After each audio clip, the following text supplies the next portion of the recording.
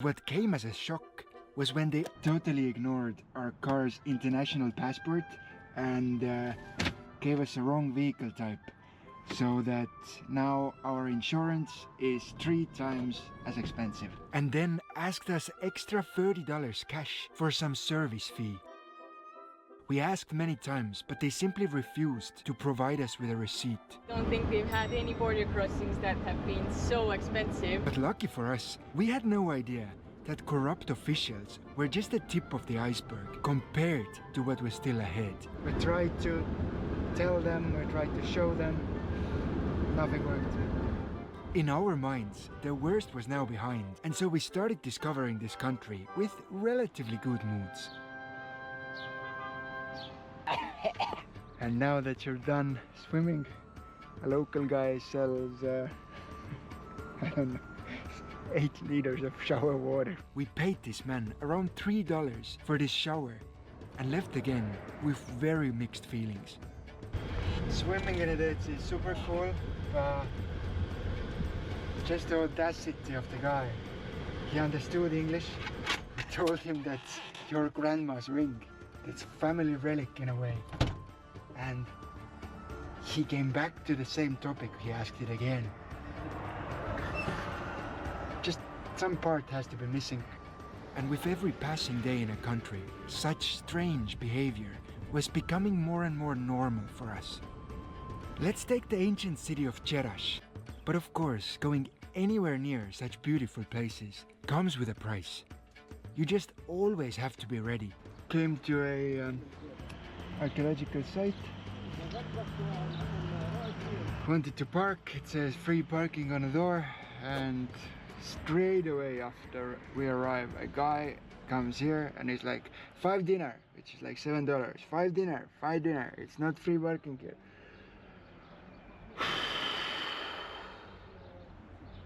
There's like, I don't have words. But the crazy thing was that this attitude was not limited to touristic places.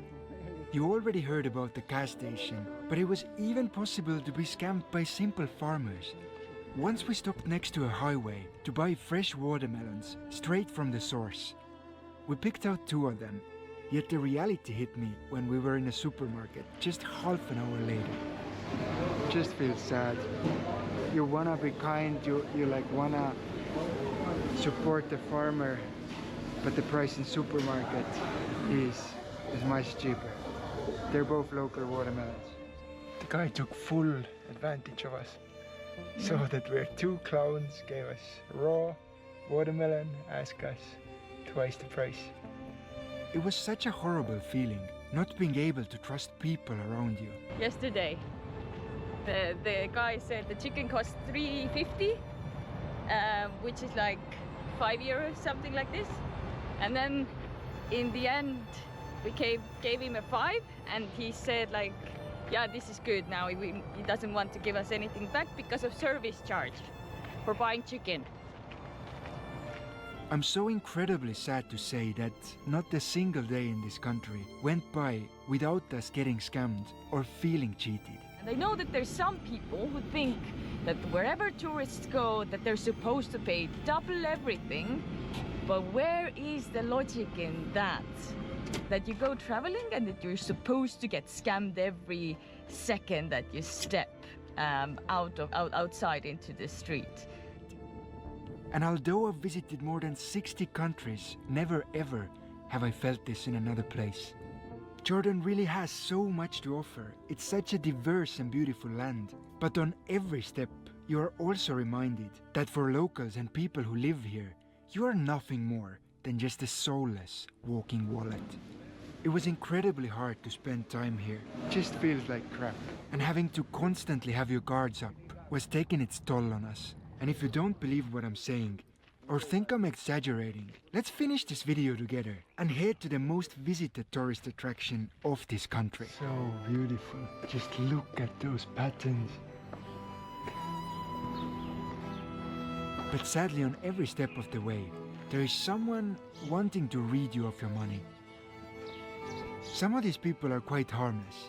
You know, vendors selling iron rings claiming them to be silver, or shops that decide the price of their goods depending on your face.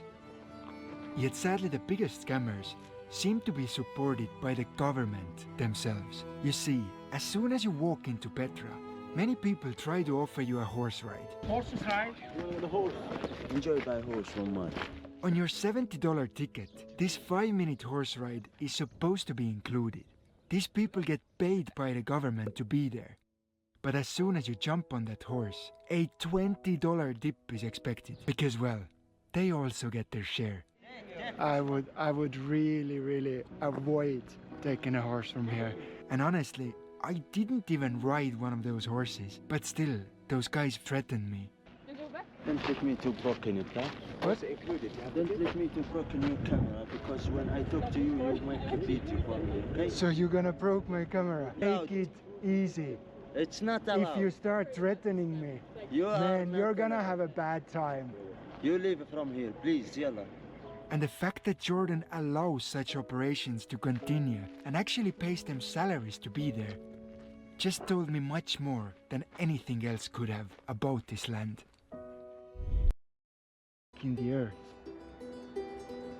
I thought it was flat and like a salt flat or something, but it's again something that exists nowhere else in the world. But on our way there, when we stopped for gas, a second bad experience came out of nowhere. Our bill for the diesel was 28.5 dinars, but when I paid with 30, the gas station attendant refused to give me change.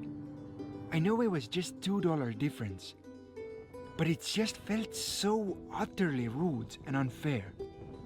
We left the station with quite disturbed moods, and as we arrived at the Dead Sea, the next shocker was already there waiting for us. weird to say, but ever since I was a kid, I wanted to swim over there. I wanted to feel what it's like. From what at first seemed like genuine kindness, a gentleman who ran a shower business for tourists who want to swim in the salty waters offered us 2 tomatoes. For eating? Sure. And when we accepted, he suddenly started asking Lisu's grandma's ring in exchange. Grandma. It felt almost insane that it was happening, but for some reason he just kept on insisting. He was very adamant on getting our stuff, so he asked for my ring 3 times. Overall, I do like Jordan. I've enjoyed this country a lot, but it seems like behind every corner, somebody's trying to scam you. The Dead Sea, by the way, was just as amazing as we had imagined as children. This is definitely not how a regular beach looks like, just white. The shores of it are made out of incredibly beautiful salt crystals. Its water is clear and blue. I don't remember when was last time I was so excited to go swimming. And well, when it comes to swimming, It feels super weird. I'm gonna have to try it as well then, yeah?